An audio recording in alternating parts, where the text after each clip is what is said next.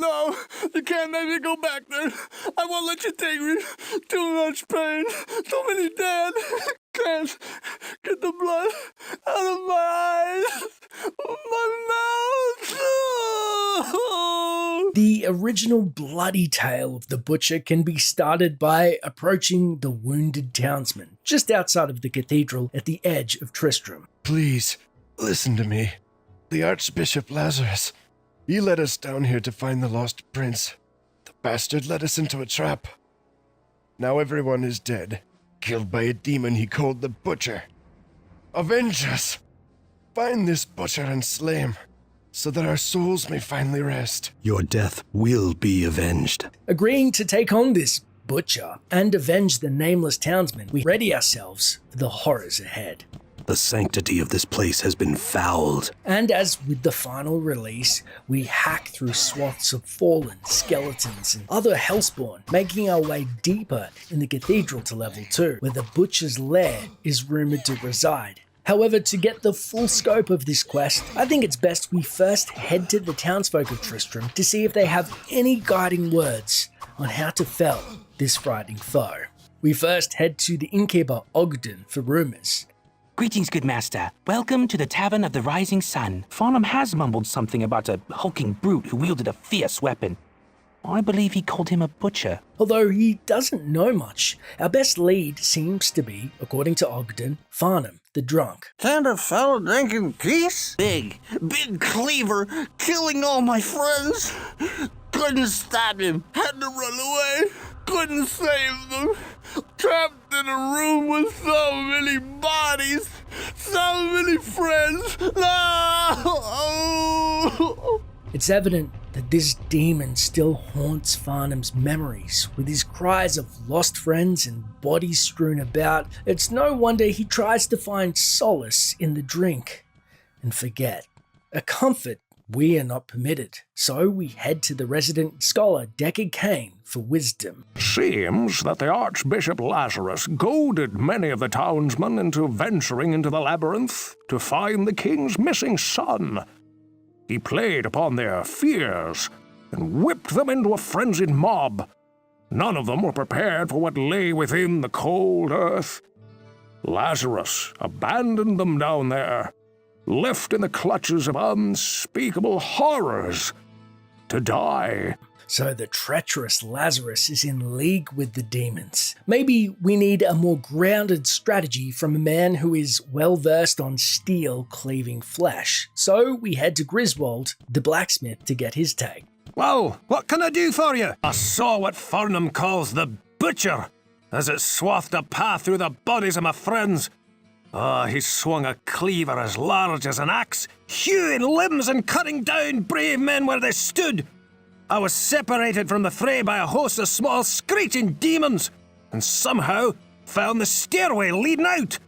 I never saw that hideous beast again, but his blood-stained visage haunts me to this day. It's chilling to think that this butcher has a pack of minions waiting down in his lair for us. We'll definitely need healing and supplies, and so we head to Pepin the Healer. By the light I know of this vile demon. There were many that bore the scars of his wrath upon their bodies when the few survivors of the charge led by Lazarus crawled from the cathedral. I don't know what he used to slice open his victims, but it could not have been of this world. It left wounds festering with disease, and even I found them almost impossible to treat. Beware if you plan to battle this fiend.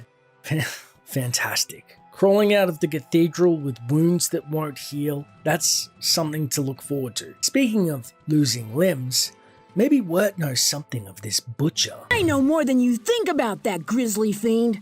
His little friends got a hold of me and managed to get my leg before Griswold pulled me out of that hole. I'll put it bluntly. Kill him before he kills you and adds your corpse to his collection. I don't know what Wirt was doing in that cathedral, but that is such a morbid thought to think that the butcher's minions tore his leg off his body before he was saved.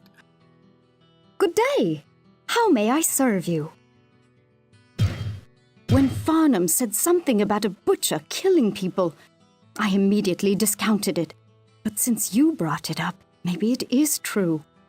Although Gillian thought it was just a fairy tale of the drunkard Farnham, everything points to this harrowing tale as being true, and that the townsfolk are unfortunately a part of this living nightmare. So, to fight evil, we want to consult somebody well versed in the darker arts and speak to Adria the Witch. The Butcher is a sadistic creature that delights in the torture and pain of others. You have seen his handiwork in the drunkard Farnham.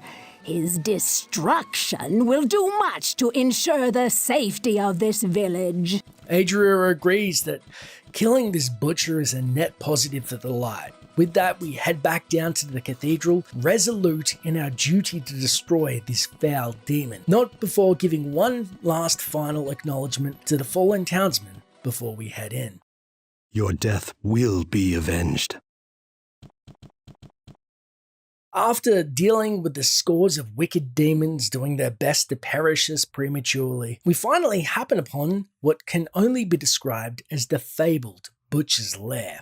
Adorned with corpses mounted on pikes, gore and flesh strewn about in an unholy decorative fashion as we steel ourselves and tepidly open the door to his lair. Nothing. No butcher rushing us, no familiar exclamation of, "Ah, fresh meat." Nothing. But what does that mean? Where has the butcher hidden? For answers and resupplies, we promptly head back to town. After heading to level 2, we see that Wirt has a new quest icon, and approaching him he says, Hear over, psst. Chamber Butcher, the From Spell Portal Town the cast. Saying am I what see? Poor Wirt. We try and decipher his words further, to which he frustratedly states, Get out it figured you haven't? Understand could you even so simple it make to try-die? Chamber Butcher, the From Spell Portal Town the cast. This is curious. It's also started a further quest, the Butcher's Chamber, and we should find out what we can from the other townsfolk. What is talking backwards again? Oh, I hate it when he does that. I don't have time to help you decipher his riddle, but I will tell you one thing. Don't get involved with that rapscallion. Despite Ogden's protest for us to not get involved, we do have a key clue. Wirt is talking backwards. Maybe Kane knows more. You must have been speaking with Wirt. His is a sad story indeed. That poor child was taken into the labyrinth by the demons, ripped from the very arms of his mother, Canis. May her soul rest in peace. The boy managed to escape, but only after they had chewed off his leg, and he has not been quite sane since. He often speaks in riddles, but his knowledge of the labyrinth may hold some truth. So it seems we learn of poor Wirt's fate once and for all, having lost his limb, and it seems his character wasn't going to be just a part grifter, but also half mad from the experience. Maybe having one rambling townsperson was enough, and with that, we should consult poor Farnham, who has also been touched by his experience with the butcher. No, you can't make me go back there. I won't let you take me. Too much pain. Too many dead. Can't get the blood out of my eyes. My mouth. I don't even know what to say. This is one of the most disturbing voice lines in the entire game for me, and it's a shame that it was cut and that it happened to him. Heading to Pepin next, he says, I suppose it isn't beyond the realm of possibility if you could bear being in that room again. Your description of the atrocities committed there would be enough to keep me far from it. Pepin is right. The room seems to also be a key. Now, before I head back to Wirt to decipher his hidden message, I should consult the other villagers. I was with Farnham that night that Lazarus led us into the labyrinth. I never saw the Archbishop again, and I may not have survived if Farnham was not at my side. I fear that the attack left his soul as crippled as, well, another did my leg. I cannot fight this battle for him now. But what if I could? So, Farnham saved Griswold. It's funny how Gillian superficially writes Farnham off as a gibbering drunk, yet he saved the town's blacksmith, who in turn is actually pivotal for our own success. Speaking of Gillian the barmaid, How could you even think of going back to that place? unfortunately, we are headed back to that very place. Stocking up on supplies, we speak to Adria once more, who remarks, The lair of the butcher is steeped in demonic power, and casting any spell of passage there could cause unexpected results. So casting a spell of passage, this is starting to make more sense. Get out, it figured you haven't! Understand, could you even so simple it make to try-die? Chamber butcher the from spell portal town the cast! Listening to Wirt's instructions once more, it is evident we must cast a town portal in the butcher's lair for unexpected results. We race back to the butcher's lair with the spell in hand and cast it to be met with an ominous red glowing portal, and we step in. House is burning and a decapitated body on the rocky floor. This can only be the true butcher's lair. Fighting our way through dozens of devilkin, we find the main room's door is barred. Looks like it's rusted shut. However, we search around and find Burning Dead guarding a switch in the northwestern room, unlocking the previously impassable main door. As we enter, we're also shown a cutscene of perhaps what awaits us in this lair.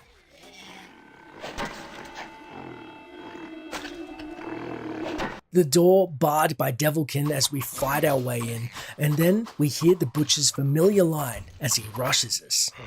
Fresh meat. As the Beelzebub mod enhances enemies, the butcher boasts bloodlust and a severe knockback from his cleaver, which nearly cleaves us clean in two where we stand, and we back up to make sure that we take care of his minions before attempting to stand our ground, which in itself seems to be a mistake, as the butcher's hefts are swathed through armor and weapons alike and knocks us backwards through doors. Gone is the safety of the grates to protect us, as we used to lob arrows in the original game outside of harm's reach, and no stone curse scrolls in our inventory to try and make this quest easier. It looks like we're going to do this the hard way. The butcher hacking at us shows his bloodlust also nets him life replenish, making him a particularly nasty foe to burn down. Nevertheless, with persistence and a lot of chunks out of our hide, we finally put down the butcher. The spirits of the dead are now avenged. As the butcher gasps its last breath, Aiden claims that the spirits of his victims are avenged. On his body we find random loot being an unidentified spiked club, short sword, and his infamous unique cleaver, which is a very powerful weapon at this level. With that and looting the rest of his lair, we promptly leave to identify and equip our newly found loot. Although we have somewhat aided the deceased victims of the butcher, I cannot help but think of the living. Poor Farnham, driven to the drink, as Griswold hopelessly looks on, and Gillian turning her nose down at it. But more sad is the effects that it's had on Wirt, now that we know who's ripped from his mother's arms, and his leg was gnawed clean off the bone.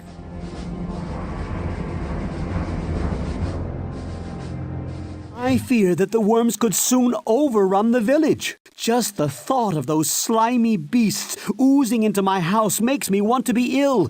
Please, rid us of them. Once the player has entered level 5 of the cathedral, if you head back to town and approach Pepin, the healer, he pleads. Good hero, a moment of your time, please.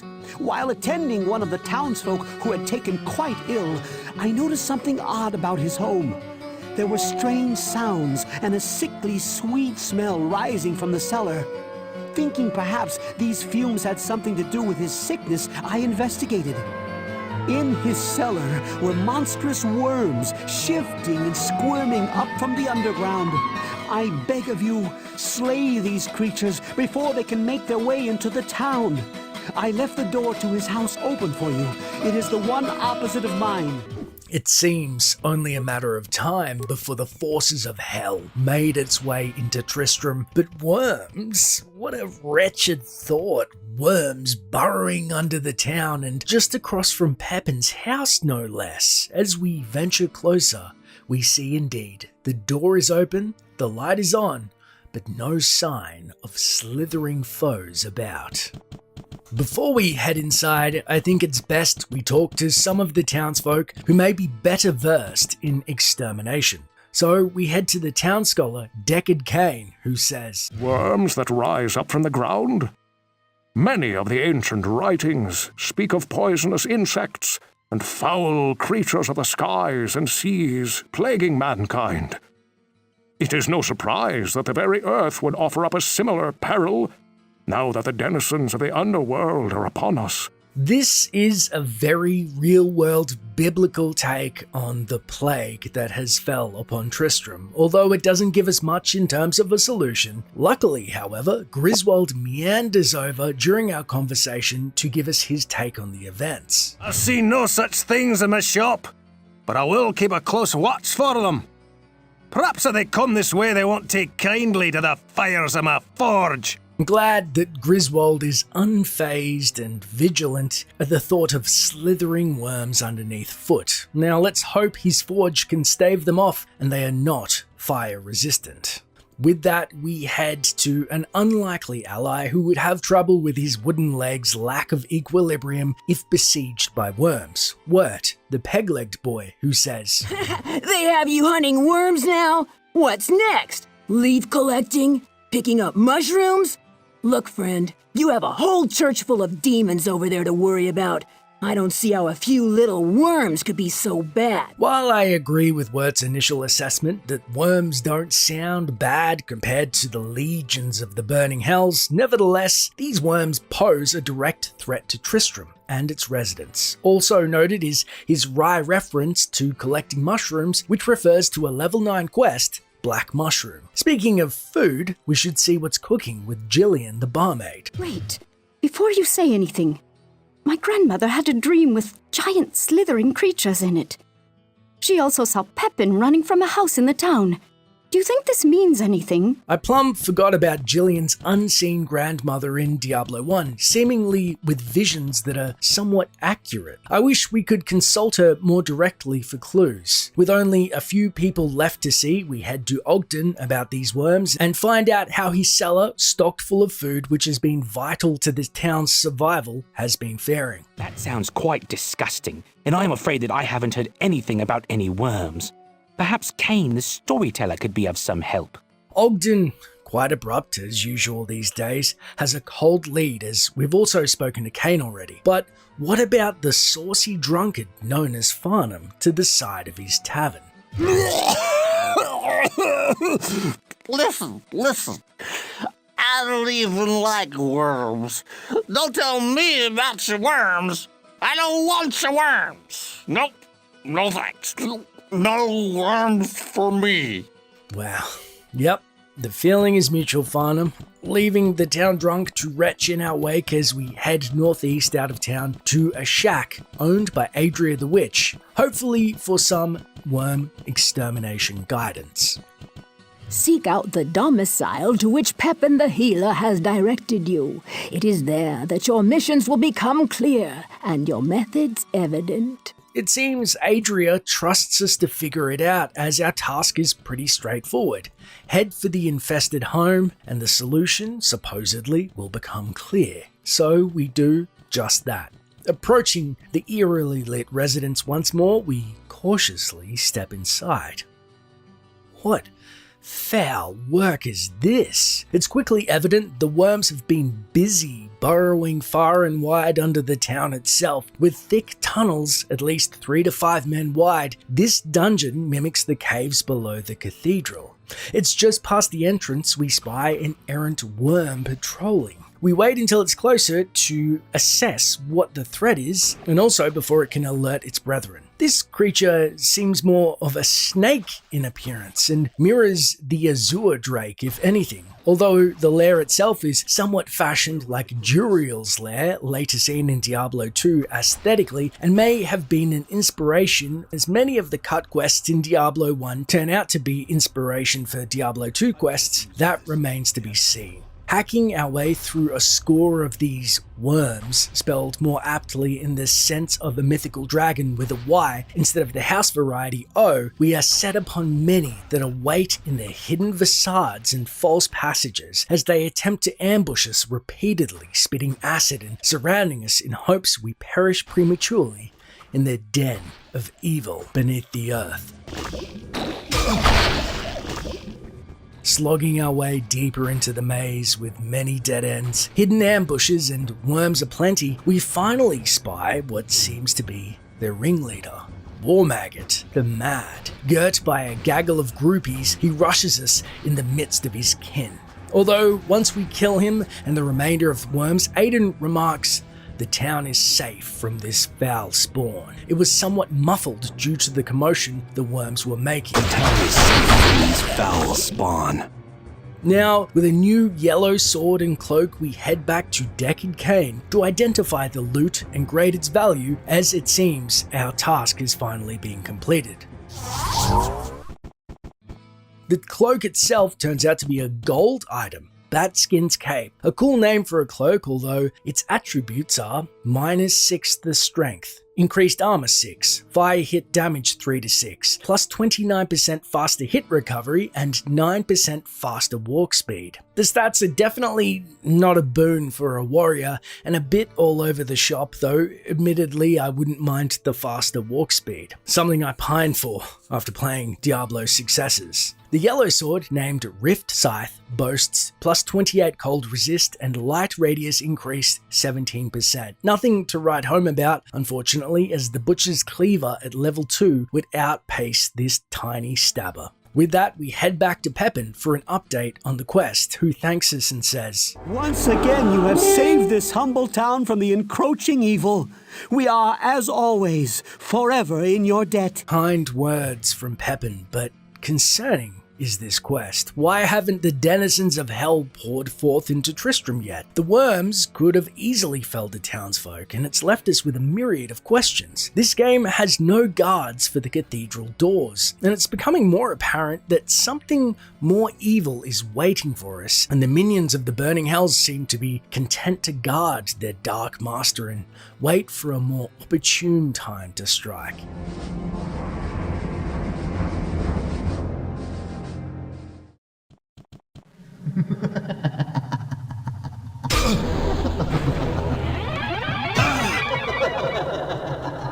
Once the player has entered the level 8 catacombs, searched for 3 spell tomes to read in order of north, east, west. In spiritu sanctum, predictum, otium, efficio, obitus, ut inimicus.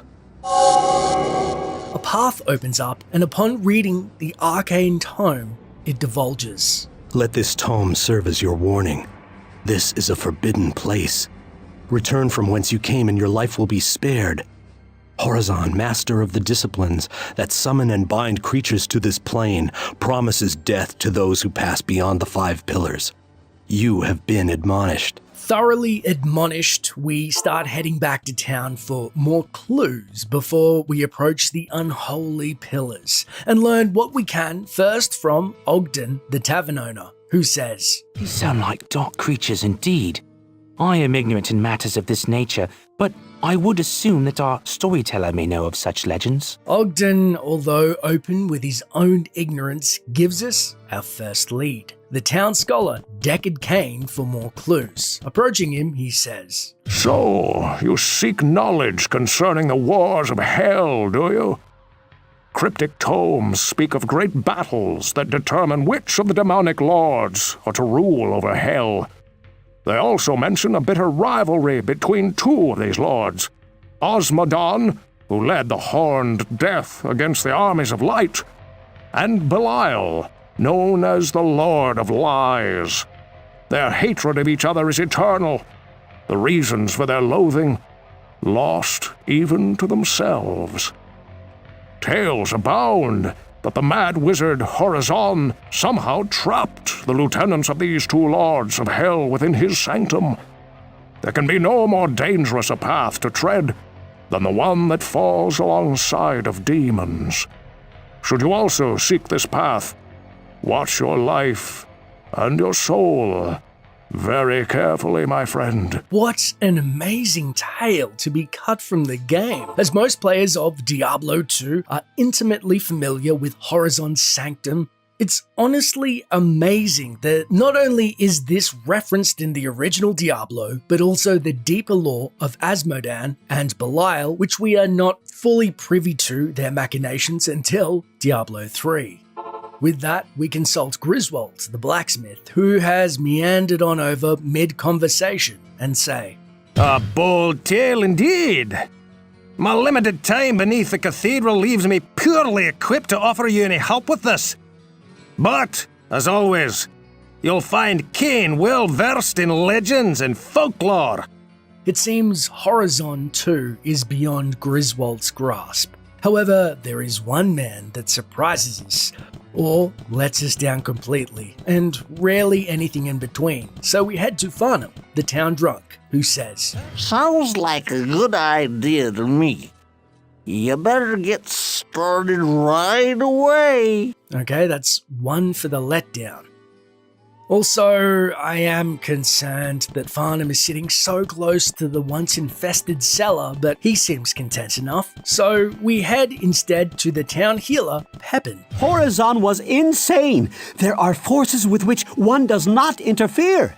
It would not surprise me if you found only the charred remains of this damned fool. It's true. Who would have the gall to take on not one, but two lesser evils and bound them to himself in any fashion, drawing their ire to boot? Words to ponder as we head over to Wirt, who says, The care and feeding of demons is definitely not an interest of mine.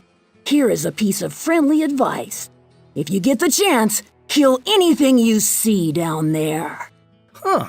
Sage wisdom for a boy staring at a crack into hell itself. I wonder if Jillian too has any more insights, or maybe her grandmother has seen a vision of this. This is something that is far beyond anything I have ever learned. I can only think of one person in all of Tristram who could help you. Cain, of course. She may be right. Cain is a font of knowledge, but when it comes to the dark arts, never dismiss Adria the Witch. So we head to her shack on the outskirts of town. You must destroy the two demons that Horizon has trapped within his sanctum at all costs. Should they escape from their imprisonment, they will create a link to this world that will make what lies below the cathedral seem like a children's tale. Imperius's holy spear, demons more powerful than what lies beneath the cathedral? What kind of man believes he can bind demons of that nature for any amount of time? We heed Adria's advice and make haste to the entrance of Horizon's Sanctum. This is a place of great power.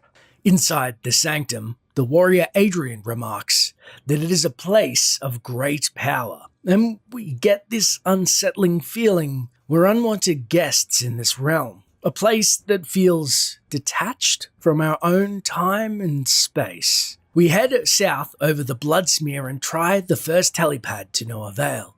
It's then we are met by nasty Night Clan archers and Red Death that attack us.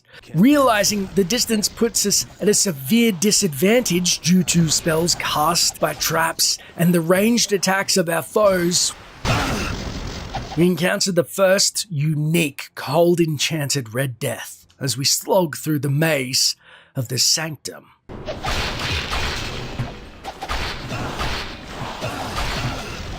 Although Firewall disperses the Night Clan very nicely, we find little solace in the fact that this is a sorcerer's den, best built for ranged attacks.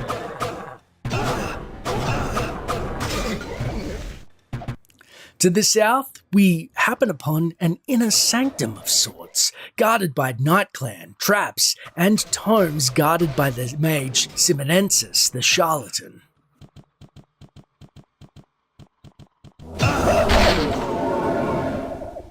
After dropping the poison-infused fiend, we pilfer his short staff of flash and the tomes, reading the Tome of Knowledge which says, Then by binding the spirit to the crafted rock, It is given life.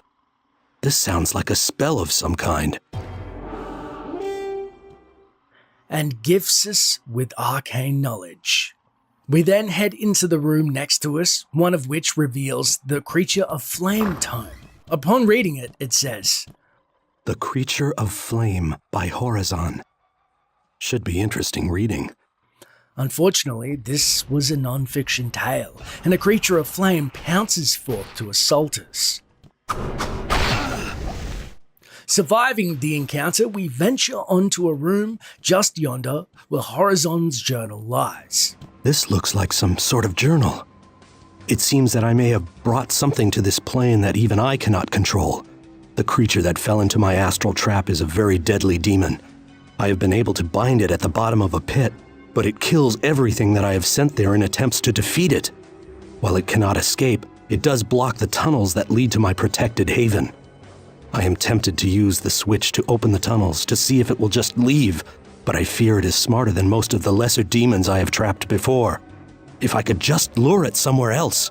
Here it is clear Horizon is in over his head, having trapped a greater demon in his pit and unable to control it anymore. And it's also, unfortunately, our only path forward. Entering the pit, it seems like another layer of the cathedral, though this belies its true nature, no doubt. Also, as it's out of time and space, full of nightkin and guardian mudmen, it feels akin to a maze in which a minotaur waits of Greek legend of yore. After unlocking switches on both sides, it seems the main room opens to us and surprises us with the demon Doomlock, no doubt that one of the devils Horizon spoke of. It sets upon us with a vicious assault, only to teleport to and fro. Upon sending it back to the void, Aiden utters one word. Aye. Heading south and leaving no witnesses, we destroy the rest of the mudmen and their foul night-kin brethren, before teleporting out of the pit and seemingly back into the sanctum. Reading the Circle of Binding tome, we learn of Belial's own lieutenant, Grimspike, and how to summon him. The lieutenant of Belial is known as Grimspike. Beware this demon, for his strength appears immeasurable. Reading this scroll and therefore speaking his name near an arcane circle of binding will surely summon him there. Near a circle of binding. It seems that if we read this book of names, Grimspike will appear. We cautiously open its pages and...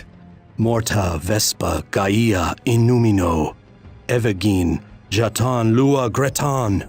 Grimspike explodes with a ball of flame. He's knocked back and flames viciously lick at us, and his assault is something we can barely stand.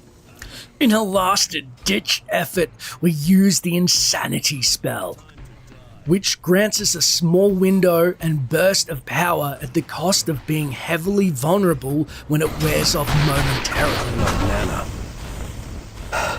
Hitting Grimspike with Cleave, we destroy one of Belial's best, and are gifted an orange barbarian's belt recipe. But what's this? We're greeted by an unfamiliar summoner. Could this be the fabled Horizon in the flesh, here to thank us for our help of ridding his sanctum of these demons? As we approach Horizon, upon contact, he immediately becomes hostile.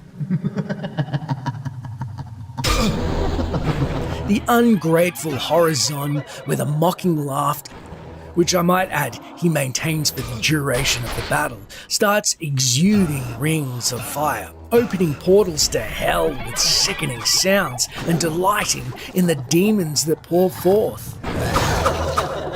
Our disadvantage of distance is heavily punctuated mockingly by the fact he is teleporting to and fro, further and further, sending unholy packs of fiends at us. We desperately call forth blasts of lightning, trying to overcome the demons and remember lessons learned previously. And instead of focusing on the demons, we turn all of our attention to Horizon himself. As he falls, laughing at us, even in a skeletal visage which hangs momentarily, still getting his last laugh mocking us in death, before finally dissipating. With only standard loot around, it was actually Sebenesis who gave us the best reward, save all of the spell tomes and books, which would have been a phenomenal boon for any sorcerer. The staff that we acquired was named Glean Song, which boasts plus 12 to magic, an unfortunate minus 8 to vitality, regenerates mana 3 per 5 seconds, hit steals 3% mana, plus 4% to spell power, and 27% damage absorbed by mana. A bit of a glass cannon special with a nice twist with the mana absorption. But what did you think of seeing Horizon for the first time in the flesh? Do you rate the quest and think it's a missed opportunity, or best left to leave him as a mystery and only explore his sanctum in Diablo 2?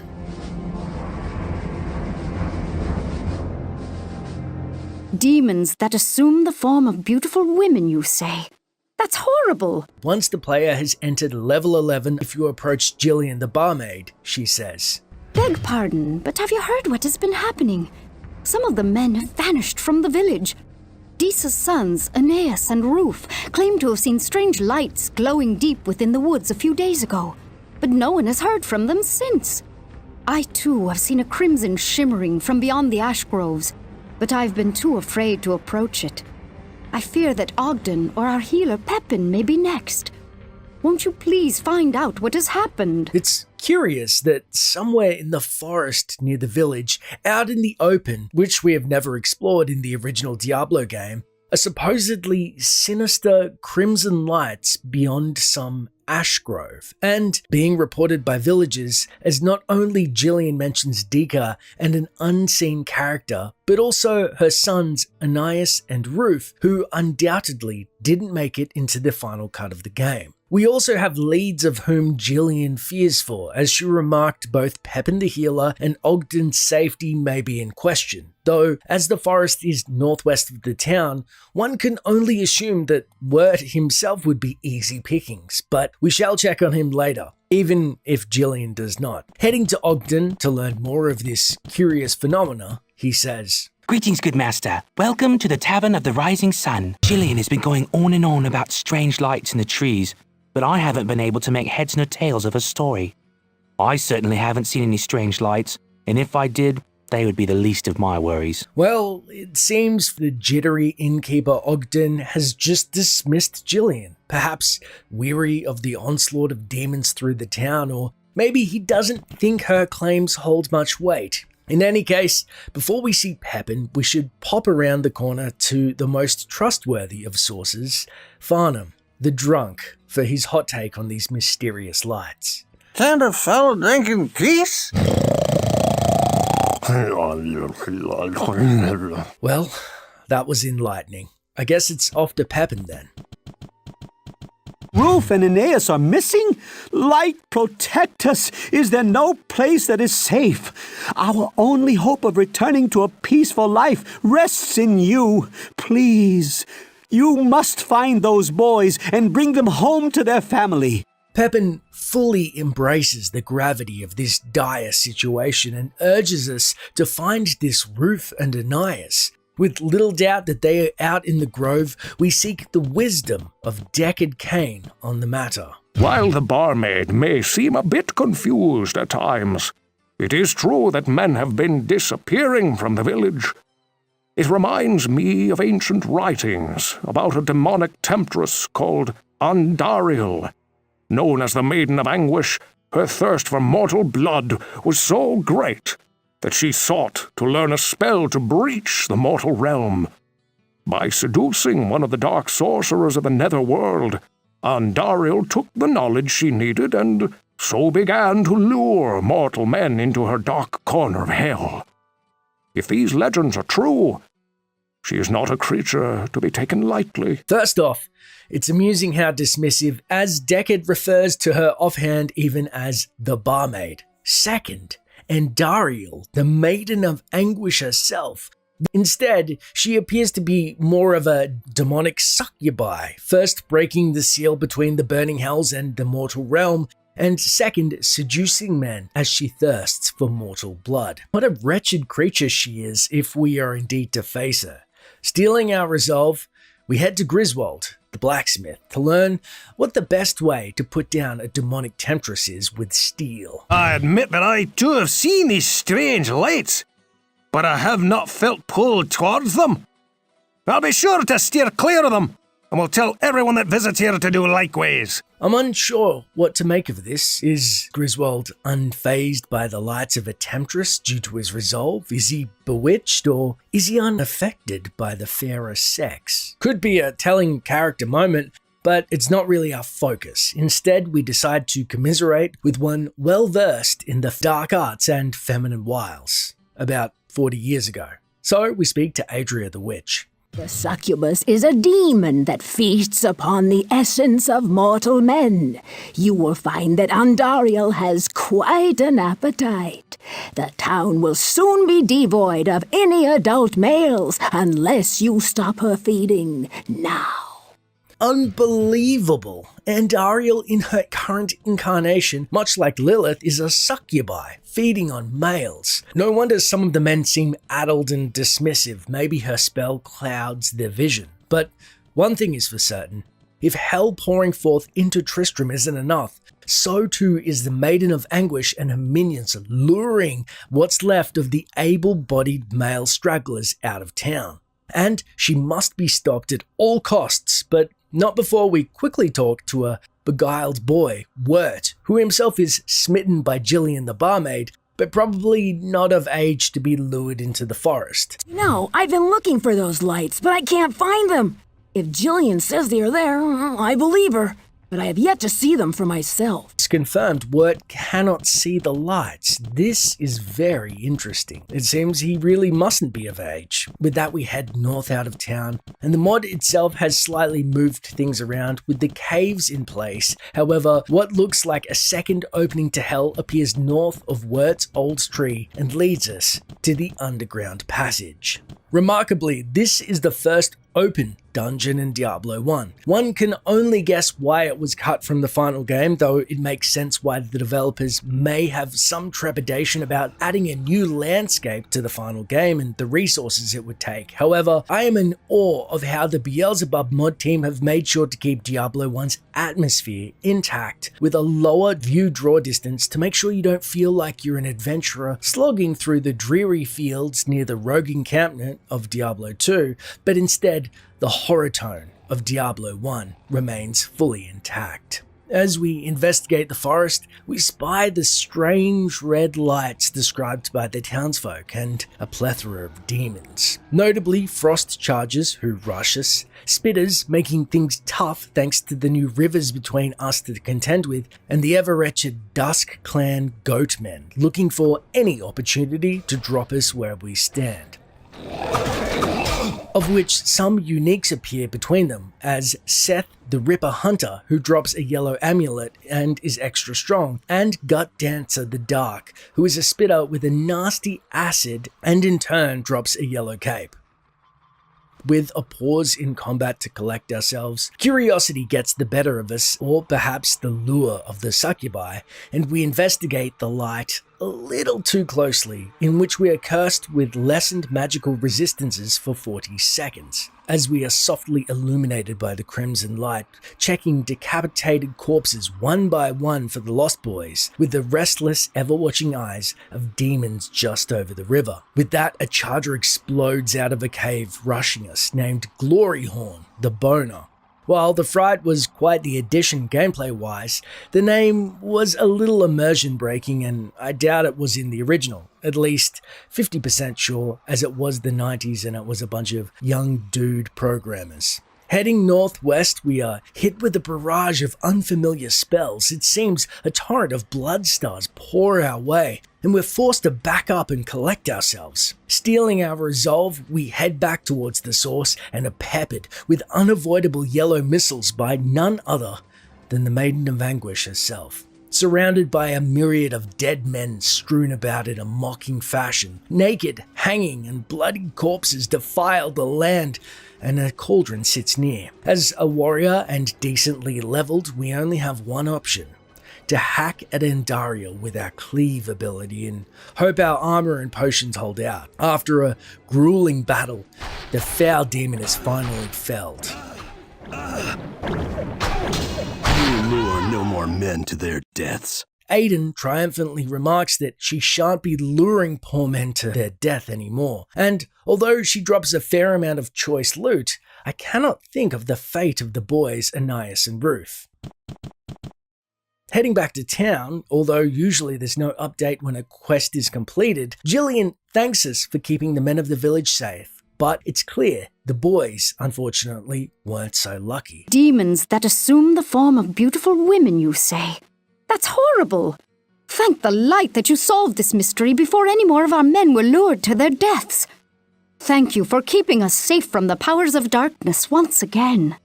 With that, we see Deckard Cain to identify our bounty, among which Andariel drops the unique Maiden's Amulet, which boasts a whopping +5 to all attributes, +30 to fire resist, 2 mana regen per 5 seconds, and hit steals 3% mana.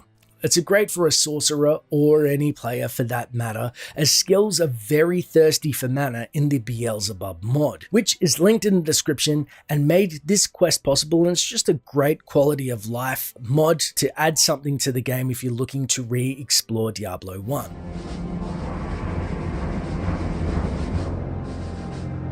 An island where angels watched?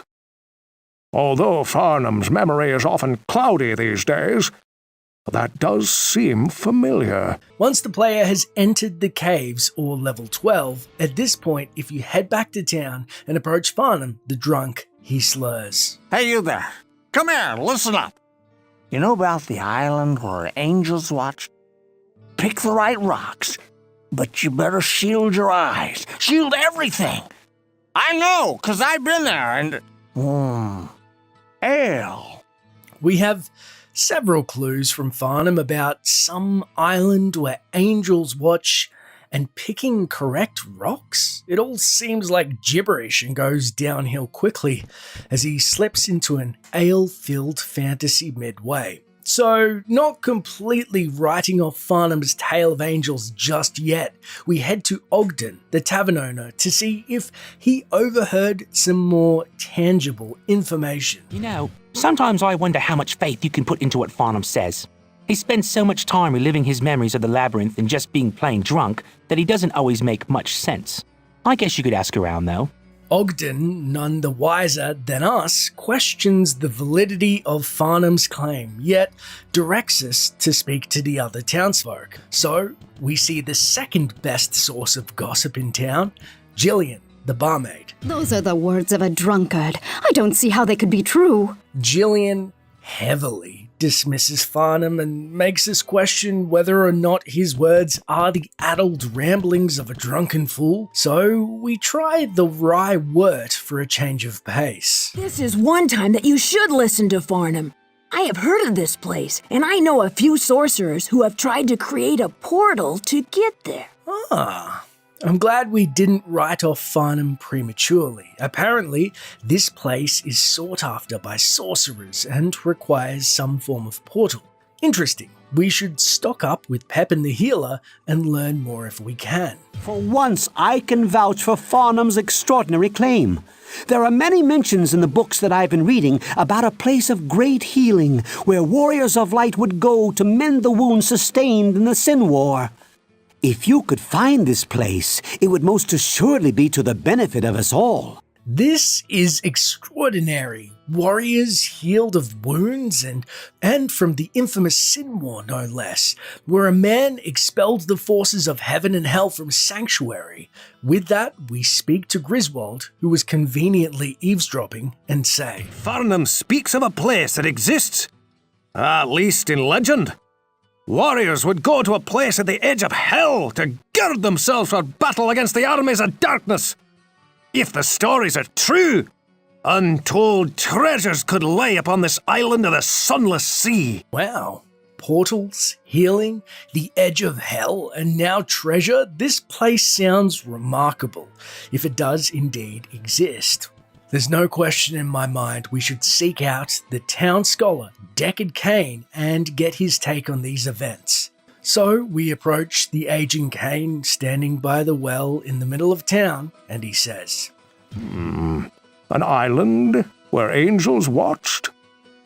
Although Farnham's memory is often cloudy these days, that does seem familiar.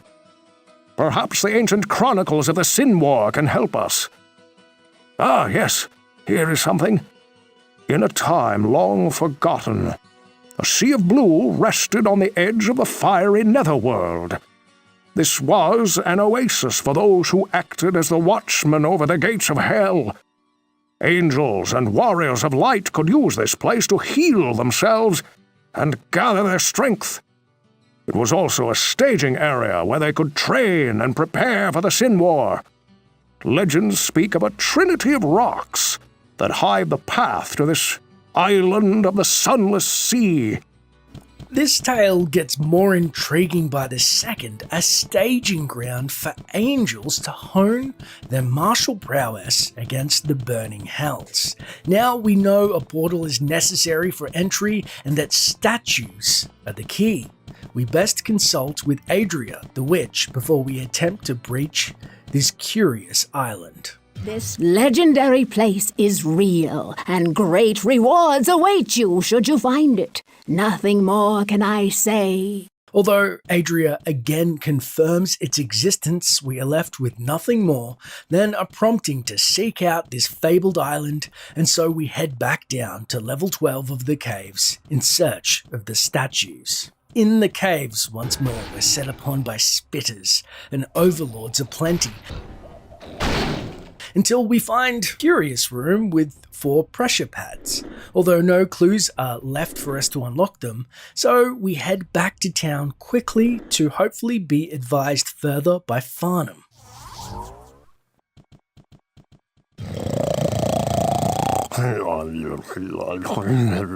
Farnham, just plumb tuckered out, is indisposed due to our previous conversation and leaves us none the wiser on how to unlock our goal, so we must work on this puzzle ourselves.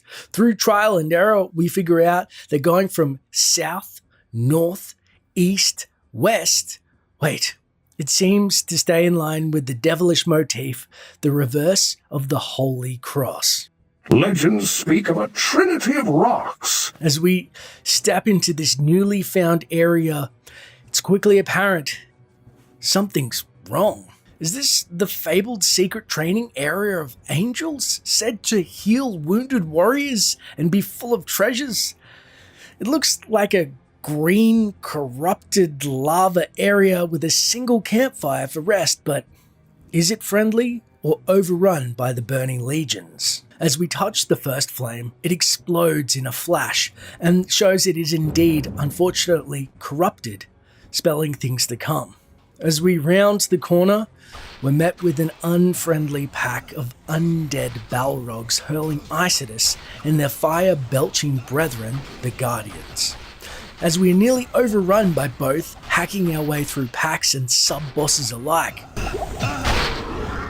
we do find a handy spell of infravision to clear the way, and as we see more corrupted campfires, it becomes apparent we must extinguish them to aid in the cleansing of this once holy sanctuary. It's then we spy an angelic statue alone on an island, and we're flanked by a group of guardians with their sub-boss, Archon the Flayer, a poison-enchanted mini-boss. We fight our way through, face Archon, and collect a green ring from his corpse before heading back to the curious statue. Although, when we touch the statue, nothing happens. We're left to our own devices to unlock it. And so, extinguishing the flames around the statue, a boss undead Balrog appears from it, named Samuel the Dead Speaker, who unleashes ghastly apparitions at us that track us down, summons guardians while spitting rings of acid, a terrible foe at lower levels, and he would have dropped us quickly where we stood. As such, we close the gap and focus him down, landing the killing blow which disintegrates this foul skeleton and his minions with it. On screen, we see the taint has lifted and the waters return from Samuel's foul yellow taint to an angelic blue. As such, we head back to town to identify the bow we dropped, as well as the other loot we found too. The ring we found is a green set piece called Death's Grasp, which has resist all, plus 14%, damage taken from enemies, and 2 points to damage. The bow Samuel drops is called Bramble Song, which has a healthy plus 47% chance to hit, plus 70% enhanced base damage, making it 5 to 17, 4 to 16 fire damage, and plus 23% chance to knock back. Truly a bow fit for an angel. We also found a handy yellow ring named Viper Band with a huge plus 36% resist magic, plus 12 to strength, regen mana 3 per 5 seconds, which is also not a bad find. The island definitely lived up to its treasure boasting ways, although when we returned to Farnham, he doesn't say any more and has seemingly forgotten about the quest already as he is enjoying his ale. Can't a fellow drink in peace? Ah, you speak of an ancient and evil weapon. Tread lightly in this area, for the legends of Shadowfang are as black as a moonless winter night. Crafted within the Hellforge, Shadowfang can rend the very soul from whoever it strikes. I do not envy you if it is in your mind to defeat the one who wields it.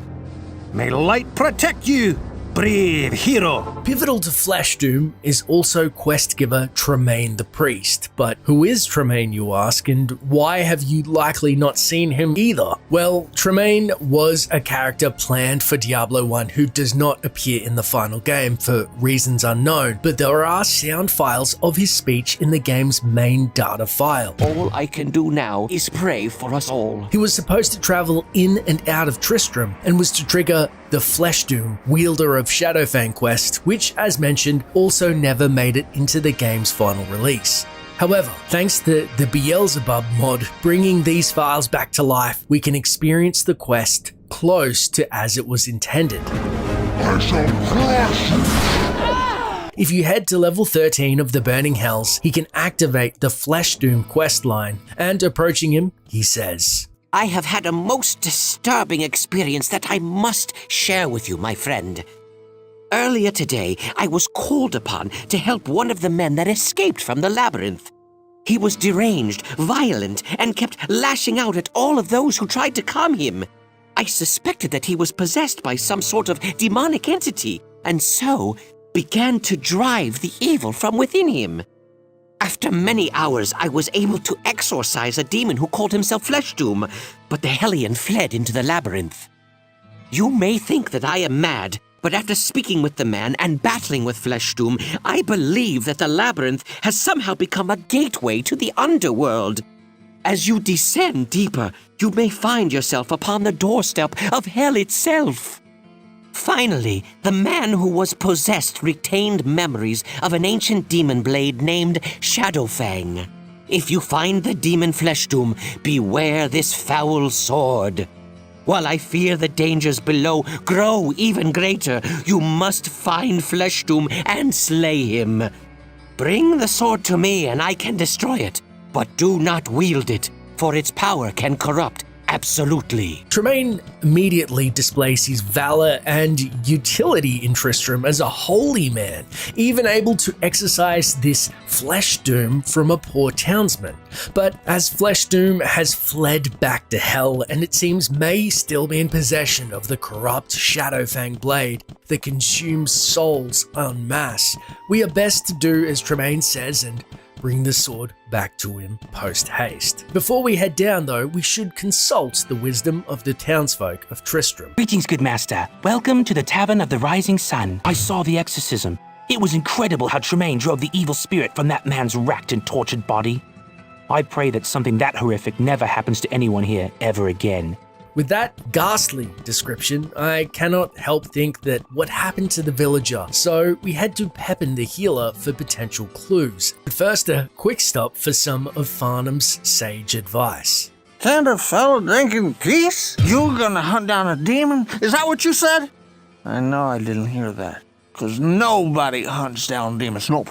Nobody. Farnham may be drowning in booze, but he's right to be in awe of the thought of demon hunters. What ails you, my friend? I was asked to assist in the exorcism. My skills were able to ease the poor man's suffering as Tremaine drove the demon from his body. While I was treating him for an exceptionally high fever, he spoke of a place of searing heat. The tortured fellow cried out about hell and falling into a pit of flame. I could not make any sense of it, and thankfully he soon recovered. Pepin too recalls a grisly tale of a man's exorcism, and it seems we are best to take to the burning hells once more, lest Flesh Doom attacks the townsfolk. Down on level 13, we are set upon by scores of flame-spitting berserker vortex lords and torrents of blood stars thanks to the resident succubi, all vying to take down the lone wanderer. It's then we hear an unfamiliar voice bark a threat of taking our soul. This has to be the infamous Flesh Doom. It immediately becomes apparent with his vicious AoE casting, we are on the back foot and need to clear a path back to town. Flesh Doom takes chase and we turn to face him in a solo confrontation. After a long and arduous battle, his body is eviscerated and sent back to the abyss whence he came, and we spy, among various items, Shadowfang to take back to Tremaine and finally be destroyed. However, as we attempt to pick it up, Aiden says, I don't want that.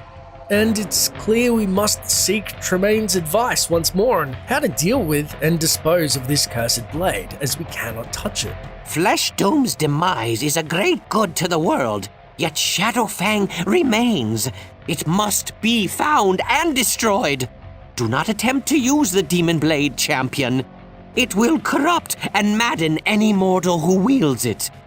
I alone can end its dark evil. With a grave warning, we are tasked with retrieving the blade for Tremaine alone to dispose of. However, I think it's prudent we learn more about the blade first, as surely some of the other townsfolk have heard of it. Heading to Word, he says, Psst, over here. I don't know who this Flesh Doom is, but I have heard rumors of an ebon blade that cleaves a soul from the body. Even I would not try to sell that thing, no matter what the profit. If you find it, you should do as Tremaine says and destroy it as quickly as possible. If even Wirt, the shifty grifter, is wary of the blade, one can only assume the worst. Speaking of the darker elements of Tristram, we ventured to Adria's shack for a witch's viewpoint. You must be ever watchful, for Flesh Doom is an enemy who is both cruel and quick. His ebon blade is composed of the essence of evil. If you can destroy both of them, it would do much to weaken his dark master. Adamant this will harm Diablo and the forces of the Burning Hells, wasting not another second, we tepidly step into the Burning Hells once more to gingerly pick up Shadowfang. I can see why they fear this weapon. With no time to spare, we rush back to Tremaine with the blade. Light be praised! You found the cursed demon blade. Only its destruction can ensure the safety of us all. Wait! What treachery is this? Oh, it burns! Hellfire! Consuming me! You must take this to the Hellfort and cast it in before... No! What unspeakable treachery has befallen poor Tremaine? He's eviscerated where he stands by this foul blade, soul presumably dragged into the blade and body rend asunder in one last mocking act of defiance by Flesh Doom. This blade must be destroyed. As this is cut content, no other villagers unfortunately react to Tremaine's death. But the man they call Deckard Cain does have a clue on the Hellforge Tremaine spoke of. The priest Tremaine is a holy man from an ancient order. Their dealings with the evil forces at work are well respected and well documented. I too have heard legends that speak of the cursed demon blade called Shadow Fang.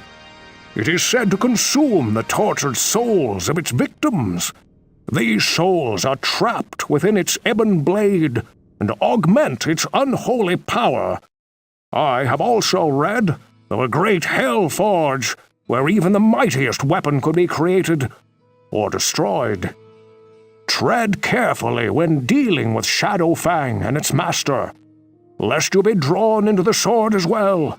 The Hellforge, of course, is featured prominently in Diablo 2, and it seems we have the unenviable task of venturing down to find the Hellforge ourselves and destroy the blade. It's in level 14 of the Burning Hells, past a nasty nest of golden vipers, we come across a lone switch with 3 pressure pads. By unlocking each in the correct sequence, it opens the path to the infamous Hellforge, girt by the River of Flame. It's hot down here. It's here we encounter a plethora of Balrog variants, including sub-bosses like Brutalist the Strong, the flame-spewing cold-enchanted Baron Denial of Grim, and waves of obsidian founders and overlords teeming on this endless sea of lava, at the end of which Hephasto awaits at the entrance of the forge. Enchanted with haste and a particularly nasty poison, if allowed to close the gap and standing in a puddle of damage, he will make sure even the most prepared adventurer is felled easily. Better equipped and prepared to tread lightly around his poison puddles, we face Hephasto once more. Finally, felling Hephasto, he drops a myriad of loot, one such item being his Hellforge hammer, pivotal in destroying Shadowfang. We then equip the hammer and head to the anvil. I'd have to equip that. Destroying Shadowfang, we are gifted with a mysterious mace as a plume of light engulfs the blade. Thank the light. With the harrowing quest at an end, a grim fate for Tremaine, we head to Deckard Cain to learn of this mace. Hello, my friend. Stay a while and listen. We then identify the fabled Light Forge mace, which, as a part of the original game code, modders have coveted for some time, with +8 to all attributes, 25 chance to hit, 150% enhanced damage, and an impressive 20 to 30 fire hit damage and 30% light radius, plus being indestructible to boot. It seems the light has taken pity on us for the tumultuous experience we have just witnessed, and been gifted quite a formidable mace for the looming evil of the Lord of Terror himself, Diablo, in the trials ahead. But what do you think of Flesh Doom Quest? Do you wish it was in-game? It's such a shame that one man you want on your side during an invasion of the devil incarnate, a priest, Tremaine, died in vain to stop a demon's foul machinations.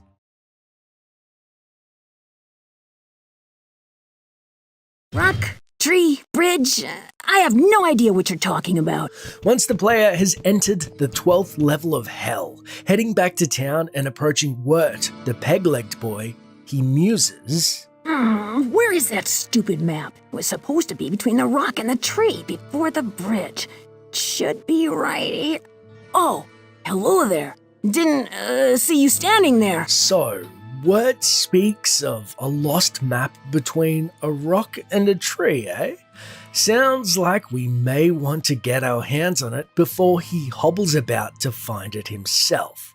So we approach Pepin, the healer, to see if he knows anything about this lost map, which has started the quest Lost Treasure in our journal. To which he says, I really don't have time to discuss some map you are looking for. I have many sick people that require my help, and yours as well. Well, it seems Pepin has stepped into the role of Ogden for a change, rebuking us for seeking out this lost treasure. We might as well check with the town scholar Deckard Kane to see if he has overheard anything or if he'll be a little bit nicer about it. There was a time when this town was a frequent stop for travelers from far and wide. Much has changed since then, but hidden caves and buried treasure are common fantasies of any child. Wirt seldom indulges in youthful games, so it may just be his imagination. Ah, so Kane thinks this is just a child's game. But so too did the villagers doubt Farnham in our previous episode. Speaking of our inebriated comrade, let's check down with Farnham for clues as he is plopped down by his favourite drinking rock. Hey, let me see that. Thanks. Ugh. Farnham, after fouling an unnamed item of ours, seemingly fabric, has cleared his nose, but we know not much more, so we pop back up to Griswold, who we saw commiserating with Kane. What? This is foolishness! There's no treasure buried here in Tristram! Let me see that. Look, these drawings are inaccurate. They don't match our town at all. I'd keep my mind on what lies below the cathedral, and not what lies below our topsoil. I have no idea what or which map Griswold refers to, but he seems a bit perturbed by the idea we're seeking treasure versus fighting the forces of hell. Maybe this is a common theme with travellers and looters who do more harm than good recently in Tristram. So we speak to Ogden, the tavern owner. I'll bet that Wirt saw you coming and put on an act just so he could laugh at you later when you're running around the town with your nose in the dirt. Well, it seems the townsfolk trust the slippery ginger nut known as Wirt as far as they can throw him, and with his girth I'd say that's probably not very far. Also far removed is Adria, who never seems bothered by Wirt, and maybe she has a lead. Maintain your quest. Finding a treasure that is lost is not easy. Finding a treasure that is hidden, less so. I will leave you with this. Do not let the sands of time confuse your search. Well, although Adria tried to be poignant, it still just seems like more riddles. She basically said, don't waste time looking for a quest. Unsure with our last clue gone cold, we trudge up to Gillian the barmaid, albeit a bit desperately.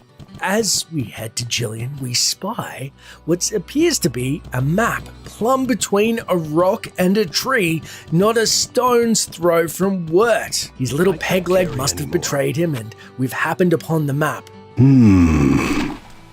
Before he has, we race and pick it up, and it says that it will show us the location of this treasure on the mini-map, which appears to be just over the river. So we quickly consult with Gillian, who says, How? A treasure map? Do you have it with you? Let me see.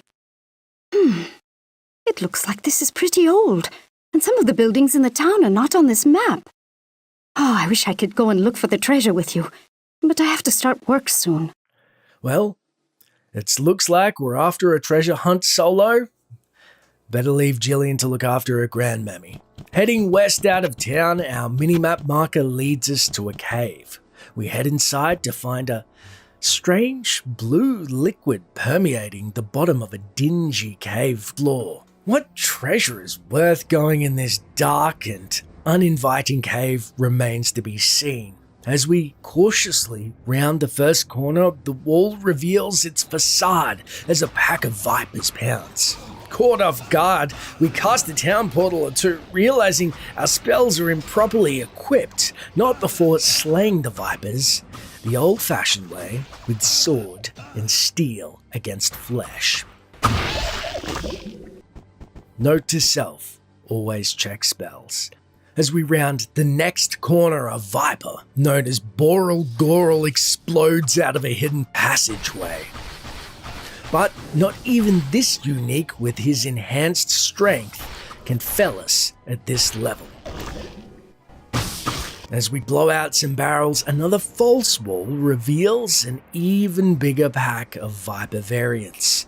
Sick of being ambushed and switching gears into a true exterminator, which is what we basically have become, we start to utilize fire spells like Firewall to flush out the Vipers and illuminate our way. It's then we step unwittingly into a barrage of Viper venom. These champions are resistant to fire, it seems, with their leader Bloodsnot lazily effusing bolts of lightning and wads of snot-coloured acid.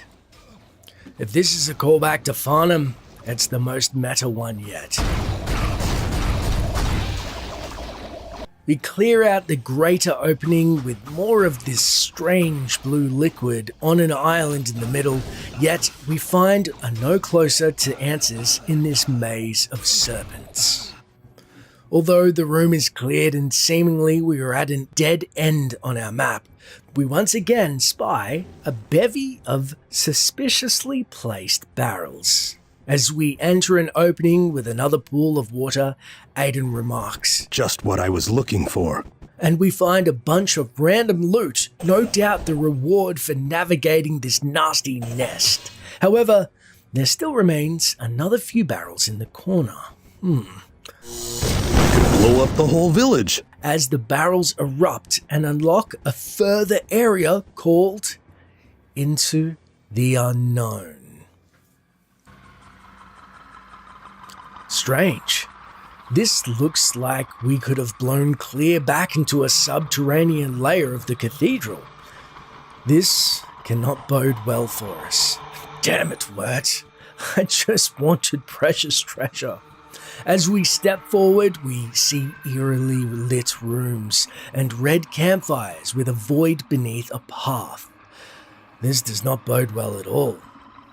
We pull a lever and are confronted by an archmage Amalric, who is blessed with fire enchants, but not much HP as we fell him without fuss.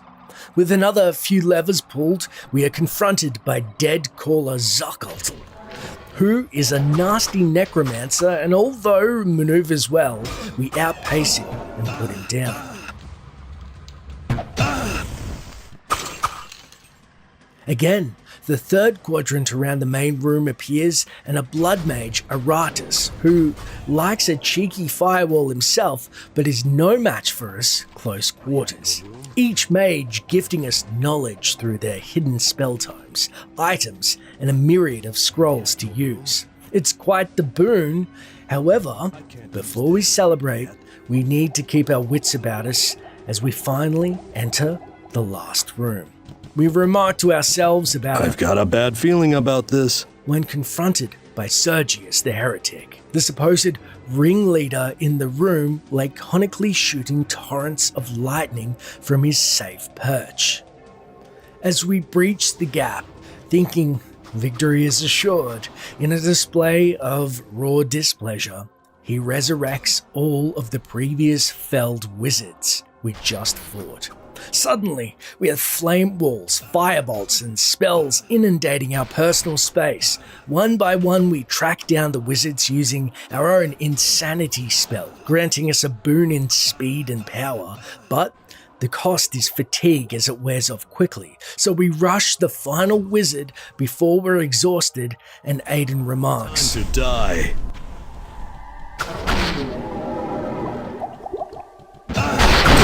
Light.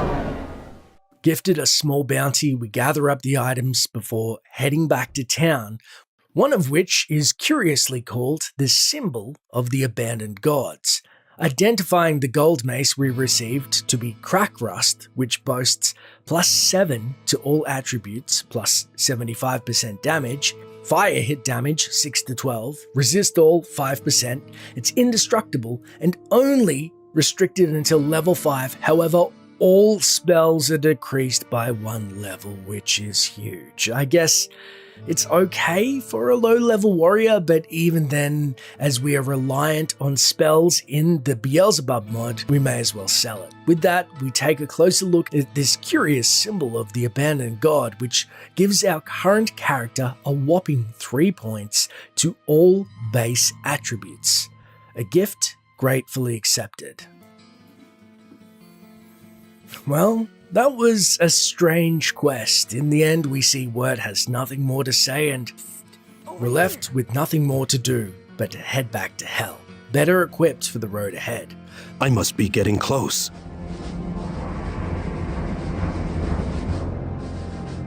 Azurath and Iswal.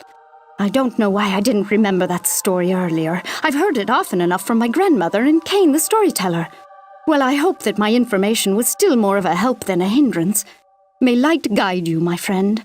Farnham is often confused, but he speaks a powerful name when the word Iswal passes his lips. Cain would be able to tell you in much greater detail the legend of this warrior. The original Wicked Tale of Azul can be started once the player has entered level 15 of the Burning Hells and travels back to town. At this point, you can approach Jillian the barmaid, and she says, Pray your pardon, but I have something to tell you that you may find interesting. It was the strangest thing. While drinking at the tavern, Farnham was rambling about something called Azurath. He also said something about a fallen angel. It was hard to understand him because he was very drunk and disoriented, but I seem to remember something about a key in a barrel. He also kept covering his face and repeating the word Iswal over and over again. What a confusing bunch of clues we're given. Farnham supposedly talks about something called Azurath, a fallen angel, and a key in a barrel, which may be pivotal to solving this mystery, and all the while, he was supposedly covering his face. Curious about the new quest the dialogue is initiated called Azul, the Fallen Angel, we head to Farnham to hopefully decipher these clues. Did you ever hear the one of the Cain tales? I love that one. Thank you, Farnham. No mention of barrels and keys, angels or Azurath, just drunken and giggling. So we saunter over to our only solid lead thus far, the town scholar Deckard Cain. Farnham has taken to drinking quite heavily since his encounters in the labyrinth. But within the ramblings of this drunken man rests a legend well steeped in myth and mystery. Sit for a moment, my friend, and let me tell you of Iswal and Azurath. The saga of Iswal takes place during the lost battles in Hell. Iswal was an angel who was given charge of the Holy Rune Blade, Azurath. Leading a daring assault on the Hell Forge, Iswal was set upon by hundreds of blackened demons and was fatally wounded. The fiends cast the dying angel into a dark pit where the powers of chaos transformed him as he drowned in a whirlpool of burning blood. Evil possessed Iswal. The feathers of his wings burned away to reveal leathery skin, and horns ripped through the flesh of his head. When he finally arose from that black pit, Iswal was an angel no more. Transformed into a creature of evil, he was once again given charge of Azurath, assuring that the blade would never again be used against the denizens of Hell. What an unbelievably wicked tale to take Demon's Bane Azurath from the angel Azul, cast him into the abyss, having his wings burned away as he's consumed by a new demonic form, and wickedly making sure that Azurath is only used to protect evil and never against the Hell's forces themselves. If I may make a quick aside, as the character and his blade are of course legendary in the series and show off the infamous concept art of Chris Metzen, showing this hellish scene taking place. Notably, as mentioned by Kane, angels in Diablo 1 still had feathery wings and visible flesh versus their light counterparts, which were revised later. Speaking of weapons, we should see what the town blacksmith Griswold has to say on the fate of Azurath. The blade Azurath! Ugh, it's legend! It was cast by the angelic weaponsmith Synodid and tempered within the fires of judgment. Whoever wields this weapon will find the legions of hell at his feet. If you found this blade, I would begin to truly believe that you could end the nightmare that has befallen our town. It's clear this coveted weapon of the high heavens should never have fallen into the demon's hands, and we can only lament its devious repurposing. It's also quite amazing the blade is famous enough for most of the townsfolk to be aware of it. So, as we leave the well, we see Ogden, the innkeeper, and if he has further knowledge of the sword. There is an old story of an angel named Iswal, but I don't remember much more than that. Although not much is gained, it's clear that this is a shared fable in Tristram, and so we head to Wirt, who says, If you were to find any trace of Iswal or the blade Azurath, even I would be impressed. That is definitely one of a kind. Even Wirt seems to revere this blade versus his less than stellar reaction to Shadowfang, its seemingly dark counterpart. As we have learned what we can, all that is left is to head to Adria the Witch, second to only Cain in terms of knowledge of the high heavens and burning hells. The once proud Iswal is trapped deep beneath the surface of this world. His honor stripped and his visage altered, he is trapped in immortal torment, charged to conceal the very thing that could free him. What a cruel fate to be put in charge of a holy weapon by the high heavens, be torn apart by demonic legions, and remade in a pool of blood in the abyss. Azul himself trapped in a demonic unholy form, and to add insult to injury, to be put in charge of said weapon again, with the opposite intent. Heading down to level 15, we search for this mysterious room Farnham spoke of, left to contend with hordes of snow witches firing torrents of blue cold bolts at us, and dastardly Kabbalists whirring wicked licks of lightning in chains before promptly teleporting to safer ground. A maddening affair for a warrior whose only way to breach the distance is to trudge at them, one by one.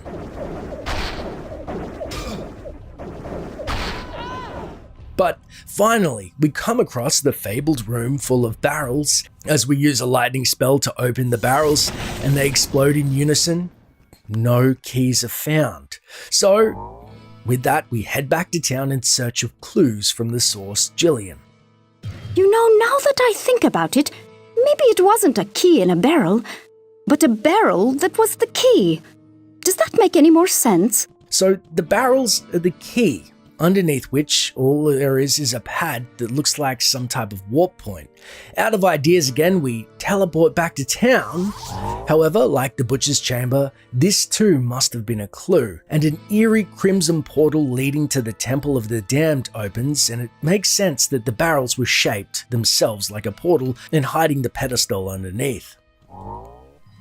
In this green-floored dimension, we are immediately set upon Blood Knights and Doomsayers with overwhelming frost attacks, and we make a hasty retreat as soon as we thaw and start using the walls as cover to thin the herd, lest we be hacked down as a warrior-sized ice cube. After clearing the room, we spy a pedestal where it's clear we must insert some kind of key or unlock it somehow. First, heading to the northwest room, we are met by a unique Blood Knight named Catalan Lefares the Destroyer, boasting abilities of being extra strong and a nasty charge with fire enchantment. He nearly drops us in one hit, and we're only able to just hack through his defenses with our own nasty stun lock against the wall, thanks to the cleave ability.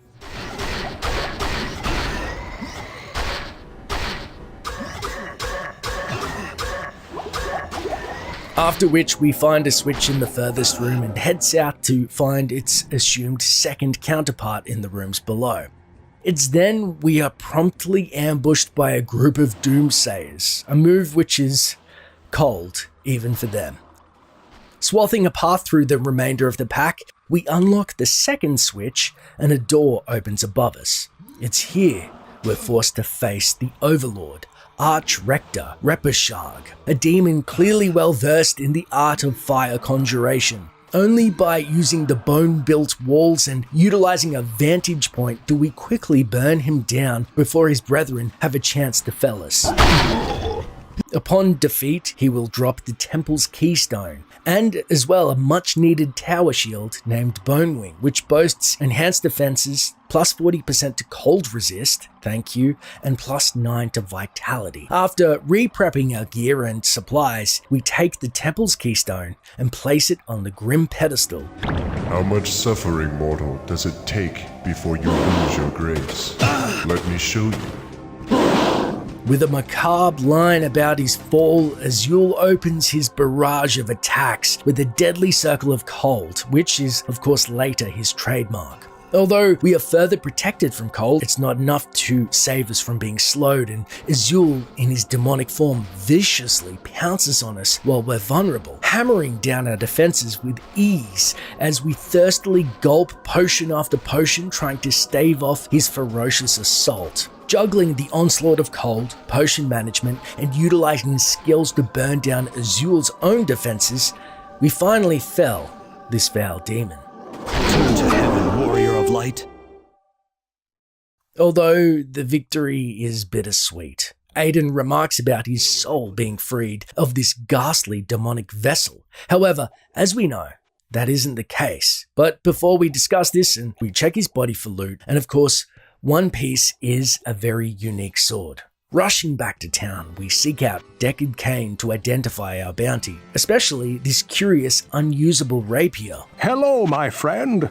Stay a while and listen. Identifying the sword, it turns out, of course, to be Azurath, having plus 10 to all attributes, a plus 35% chance to hit, cold hit damage is a whopping plus 8 to 20, plus 25 increased attack speed, and minus 40% requirements so that we can use it straight away, plus 50 damage to undead, which no doubt specifically was imbued upon its creation, and as a weapon of the high heavens, a 5% chance to cast Holy Bolt on striking. What a remarkable blade, fit for any agent of light, and freezing enemies where they stand. Of course, this blade does make an appearance in the sequels, and Azul himself does too. However, this story does take a darker turn, as he is still a fallen angel in Diablo 2, trapped in demonic form, and we learn his canon backstory of how he betrayed the high heavens upon his capture and was instrumental to the primevals corrupting the soul stones. Tyrael was a fool to have trusted me.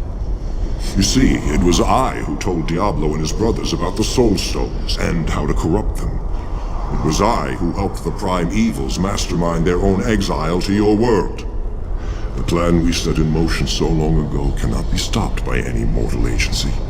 Hell itself is poised to spill forth into your world like a tidal wave of blood and nightmares. You and all your kind are doomed. Another tidbit I found fascinating about Azul that we learned later horrifically is that unlike a normal angel, that when they perish they will reform in the high heavens as a new angelic being, Azul is now technically a demon, and when he is perished in Diablo 2, he will just come back as a demon in Diablo 3, something unprecedented, though it is of course a characteristic trait of demons themselves, hence why the primevals can resurrect. Tyrael himself actually has a somewhat similar trademark, as he is the only angel to have reformed when he died destroying the World Stone, instead of dissipating and reforming as a new angel. So it seems that even though Azul was one of his own trusted lieutenants in the past, they are bonded by this regeneration, which is very unique to both of them. But that is a story for another time.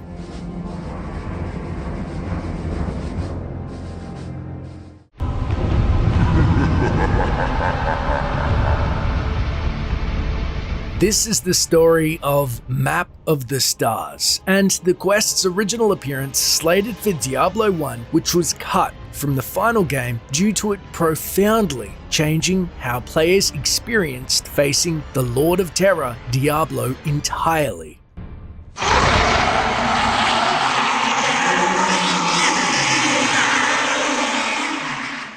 The quest can be initiated by entering Hell level 16 and entering the portal to the Unholy Altar. After we have learned of the treachery of the Archbishop Lazarus, so with his staff in hand, we head into his lair. Abandon your foolish quest. All that awaits you is the wrath of my master. You are too late to save the child. Now you will join him. Face, fight, and fell the Archbishop Lazarus.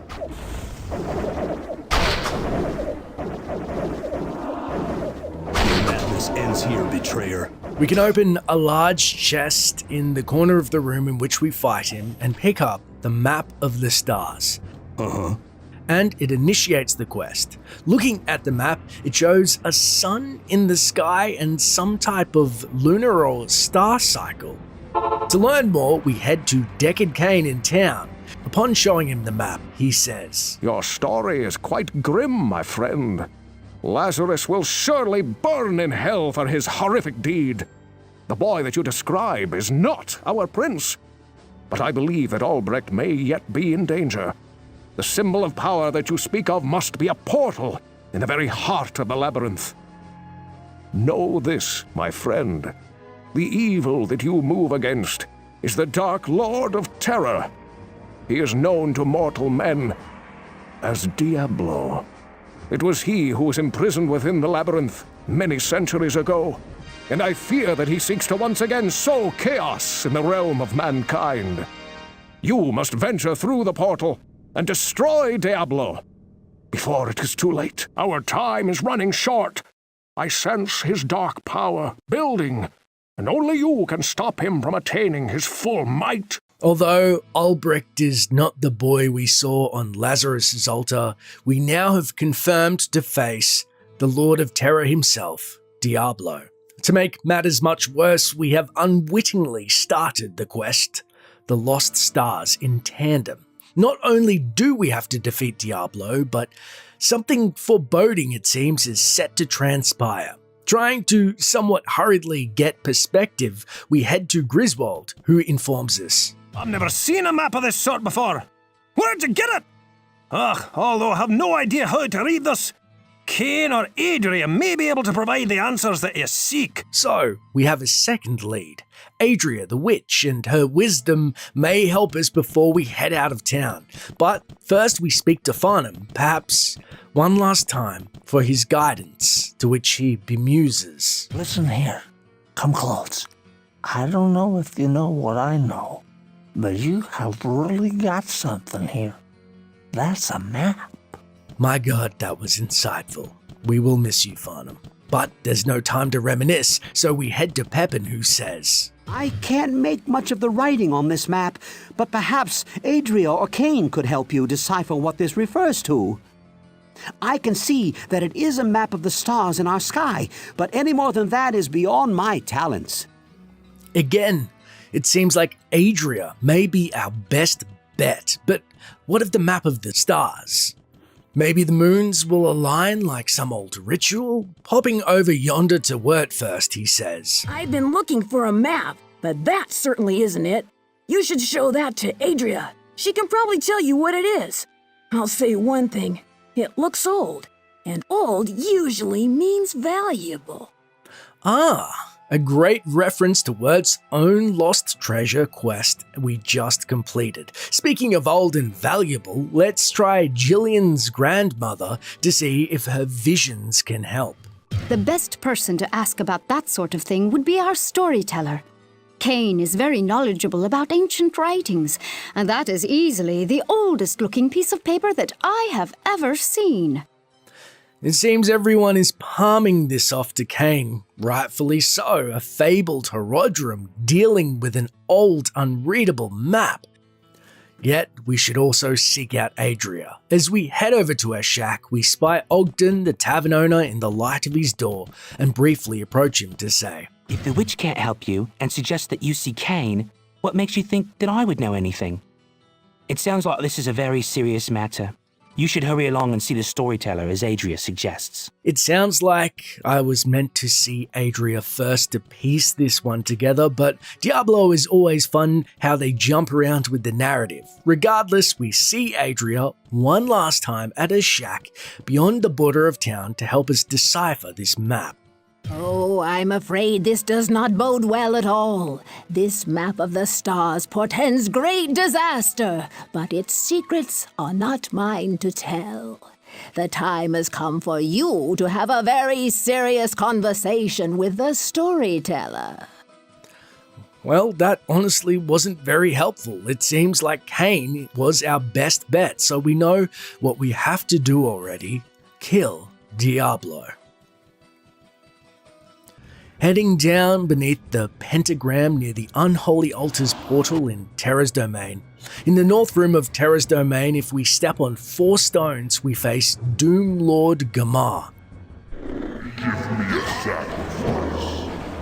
But beware, killing him quickly is crucial, as he will literally overrun the entire lair with his spawned demons if left unchecked. When he is defeated, the East Room opens and we face the uber-strong Bloodlord the Destroyer. When he is defeated, the West Room opens and we face the mage Benedict the Black. Here in the West Room, if you touch the 3 crucified skeletons, the South Room opens and you can finally face the Lord of Terror, Diablo. However, upon entering Terra's Domain, if you fail to kill Diablo before 1 hour passes, your map of the stars shows the stars align and turn red, and Diablo is shown in a cutscene to power up. We hastily head back to town to speak to Cain, who gives us some grave news. I'm sure that you tried your best, but I fear that even your strength and will may not be enough. Diablo is now at the height of his earthly power, and you will need all your courage and strength to defeat him. May the light protect and guide you, my friend. I will help in any way that I am able.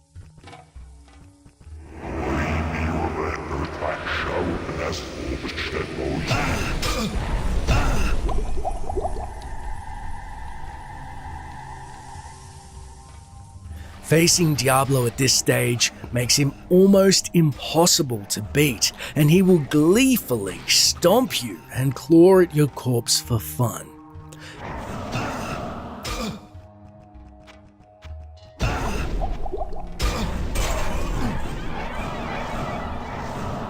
This is the crux of the map of the stars. Basically, he has an enraged timer on top of the usual Diablo quest if you pick it up. However, restarting a game also resets the timer. We can fight our way again through Terra's Domain and finally slay the Lord of Terror.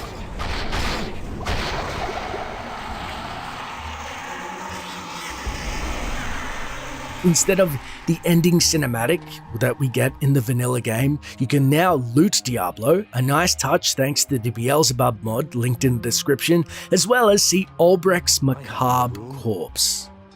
And if you pick up the Soul Stone and use it, it will end the game and initiate the cinematics, resetting Diablo afterwards. And the map of the stars countdown also resets, hence why it was initially removed, as it profoundly changed how players would encounter the end game of Diablo.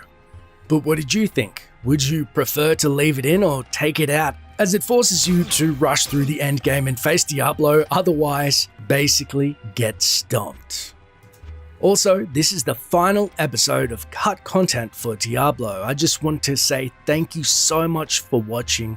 I appreciate all of your comments with your profound insights into the game and also how much you have been appreciative of this series. It really is heartwarming and makes me want to make so much more content. I am currently hunting for more content based on Diablo and other RPGs in a similar style so I can maintain a consistent upload. So if you have any suggestions, let me know.